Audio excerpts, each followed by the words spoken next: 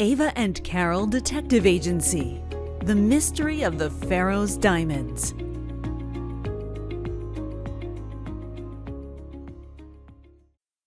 Chapter 3. The Bloody Brain. Carol and I have decided to solve the museum robbery. Ava's mom pushed her glasses on top of her head and massaged her temples. I think the FBI and local police have that covered. However, if you feel like using your deductive reasoning, you could solve the mystery of who keeps leaving their dirty clothes all over your floor. Ava waved her comment aside. As an intrepid journalist, I thought that you would be more supportive. We have solved numerous crimes. Carol held up 2 fingers. Ava, I know that it's your thing to try and fix everything, but sometimes it takes a certain skill set that comes with practice and time. You wouldn't want to go in for surgery from a mechanic, would you? Depends. Some refer to the human body as nature's engine. No one refers to the human body as nature's engine, Carol grimaced. That just sounds awful. What if it's a surgeon that moonlights as a mechanic? Ava, you don't know the first thing about carrying on an investigation. You have to build up your investigative chops, and that takes a while. Most people find mentors to help guide them. That's where you're wrong, Mom. I've been immersed in detective work for over a decade. Really? You were immersed in detective work since you were 2. Mrs. Clark folded her arms. You told me that you and Dad used to watch Law and Order when you were pregnant with me. Suffice to say, I learned quite a bit at a young, impressionable age. Ava's mom sighed.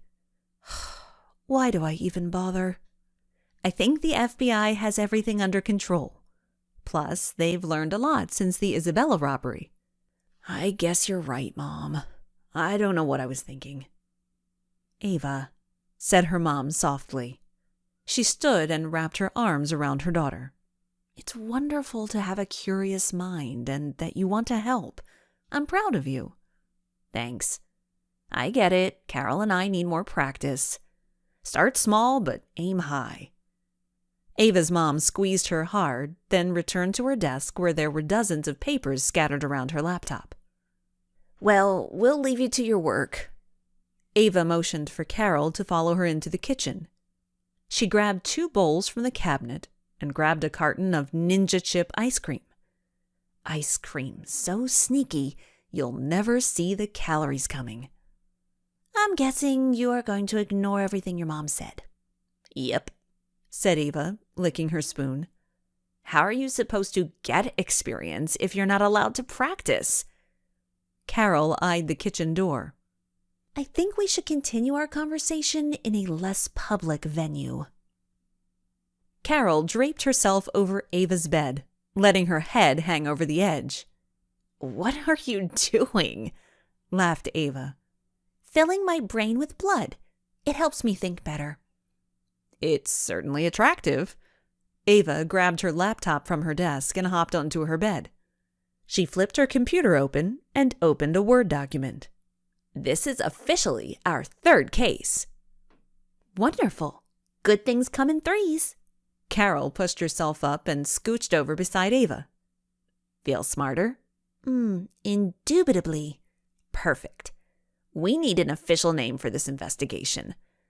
Our last one, Find the Clocks, was quite uninspired.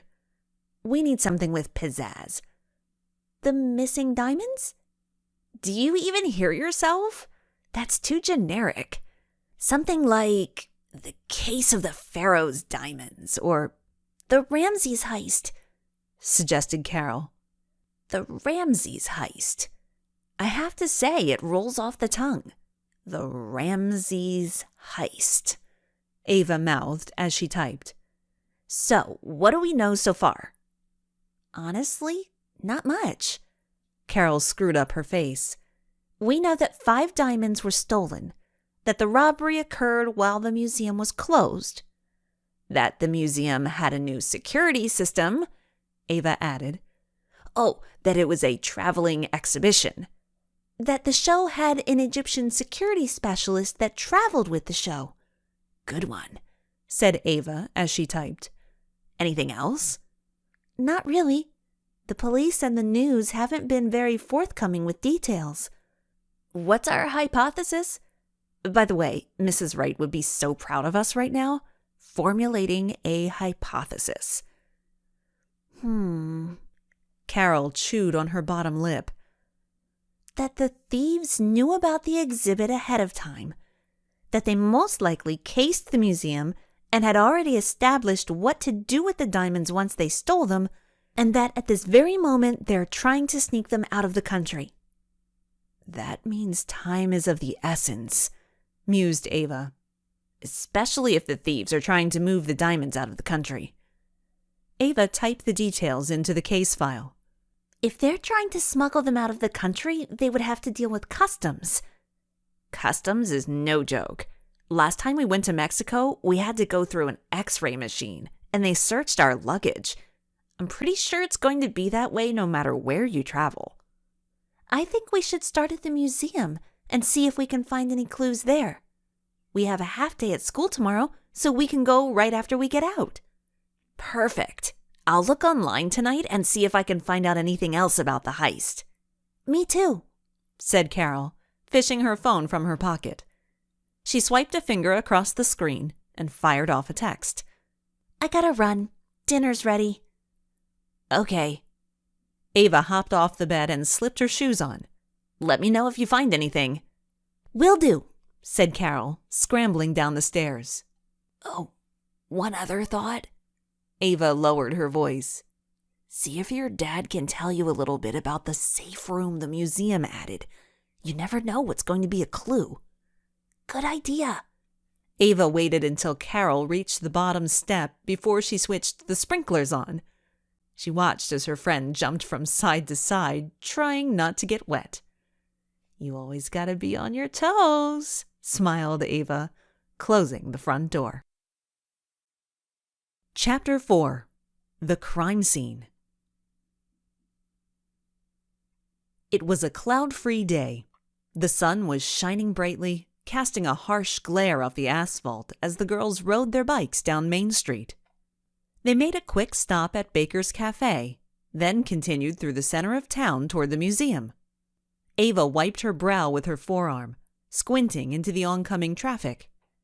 They hopped off the bikes and walked them across the crosswalk, coming to a stop at the midnight blue bike racks located in front of the main entrance of the museum. Ava removed an incredibly small notebook and stub of a pencil from her pocket. What, did you rob a Muppet? What's with the tiny pad? Oh wait, let me guess. You accidentally put it in the dryer. You might laugh, but detectives around the world use pads just like this. I'm sorry. Carol had the face of someone that had just one more question. I'm just curious. Is there a website that sells tiny things?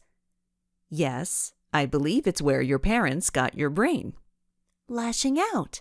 That's how it's going to be. You mess with the tools of the trade, and you get knocked down a notch or two. Ava ran her fingers through her helmet hair. Plus, I know that you're just acting out of jealousy. I pity you. All right. Carol threw up her hands in surrender. You got me. I'm obsessed with your tiny notepad. I wonder if they used a bonsai to make it. You know, because they're so small. Ava pursed her lips. You know what? I have half a mind not to give this to you. Ava reached in her back pocket and removed an equally small notepad and pencil for Carol. Carol's jaw dropped. You got me a mini pad too? She let out a low whistle as she examined it. I take back everything I said. That's what I thought, said Ava. I've jotted down a couple of notes for us. Did you write them in shorthand? I'm sorry, I can't stop myself. May I continue? Carol nodded and drew her fingers across her lips as if she was zipping them shut. Ava glanced around to make sure no one was within earshot. Currently, I've only written 3 directives. 1. Investigate the museum. 2. Question suspects. 3. Froyo. Impressive. Clandestine stuff right there. Glad no one overheard you. Jealousy will consume you until there's nothing left. Ava put her hand on Carol's shoulder. You'll be an empty husk. Ask yourself, do you want to be an empty husk? I'm going to go in there, said Carol, pointing to the museum, to start the investigation. If you want, we can stop by the library on the way home, and I'll get you a book on Socrates.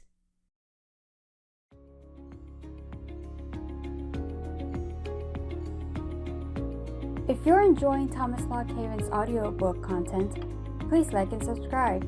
It's the best way to help out the channel.